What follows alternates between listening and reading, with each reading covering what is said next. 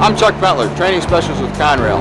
I'm here today at the Conway Diesel Terminal to continue our EMD SD60 and 60i familiarization series.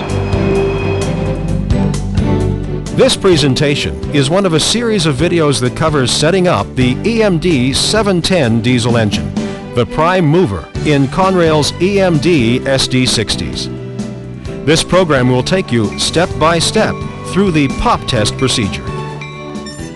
To ensure long service life, diesel engines must be maintained. Attention to the fuel oil system is a critical part of this maintenance. If a cylinder is misfiring, costly engine damage can occur. A misfiring cylinder causes poor engine performance, low fuel efficiency, and, at times, expensive engine repair. When unburned fuel from a misfiring injector collects in an exhaust stack, it can cause a fire that can destroy the turbocharger. The high temperatures can warp parts and overspeed the bearings as well. A new turbocharger costs nearly $80,000. A rebuilt turbocharger costs almost one-half that amount. With replacement costs like these, it's easy to see how a simple problem with a single injector can be very costly.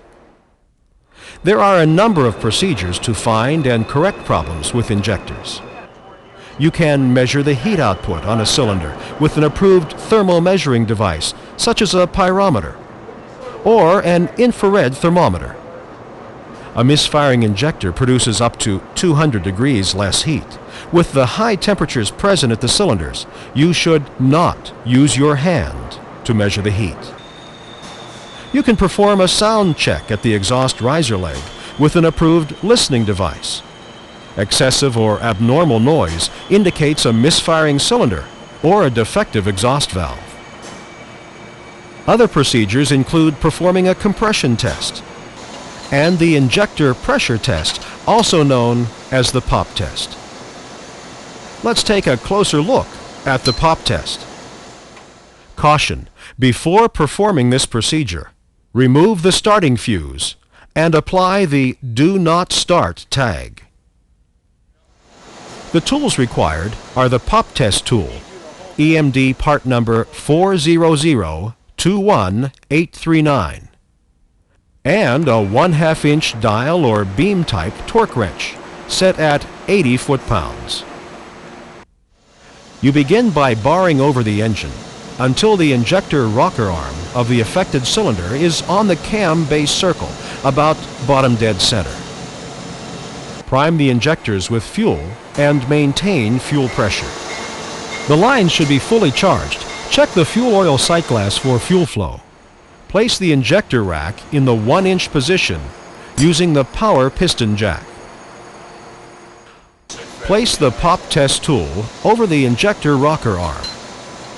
The tool should straddle the rocker arm, with the lower end of the tines under the rocker arm shaft, and the top end of the tool covering the rocker arm adjusting screw lock nut. With the 1/2 inch torque wrench set to 80 foot-pounds, apply it to the pop test tool. Apply steady pressure to the wrench until 80 foot-pounds is reached. The injector passes the test if you don't have to move the torque wrench any further to maintain torque. If the torque indication drops off, or if additional movement is necessary to maintain torque, the injector is leaking and must be replaced. If the injector passes the test, you should continue to pull down on the torque wrench until the injector pops. The popping sound should be a good, sharp tone.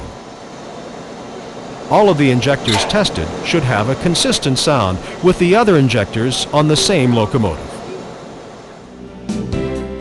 Your help in maintaining and troubleshooting Conrail's fleet of road locomotives is appreciated.